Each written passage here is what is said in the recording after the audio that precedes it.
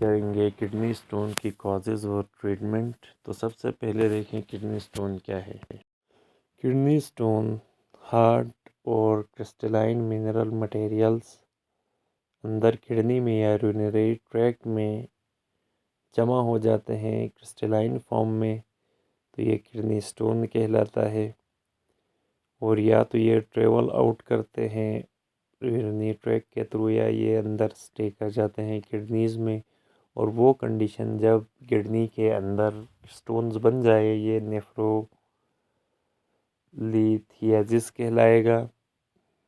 بات کرتے ہیں سمٹمز کی، تو لوور اور بیک سائڈ کی طرف شدید درد ہوگا، یورین میں بلڈ آتا ہے، نوزیا ہو سکتا ہے، الٹی آ سکتی ہے، فیور، سردی لگنا، یا یورین سے یعنی عجیب سی سمیل آئے گی، یا کلاؤڈی یورین نکلے گا۔ اب اس کی کازز کیا ہیں، وجوہات؟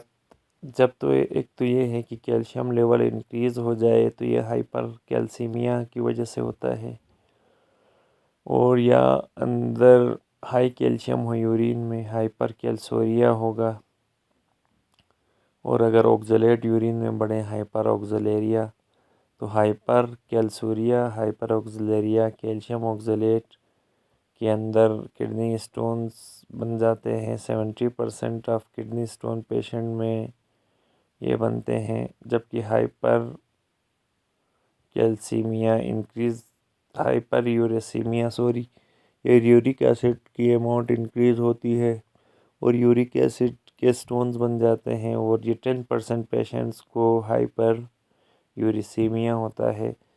ہائی کنسنٹریشن سسٹین یا فاسفیٹس کی یورین میں وہ کڈنی سٹون کاز کرتی ہے۔ اسی طرح ڈی ہائیڈریشن کی وجہ سے بھی کڈنی سٹون فارمیشن ہوتی ہے۔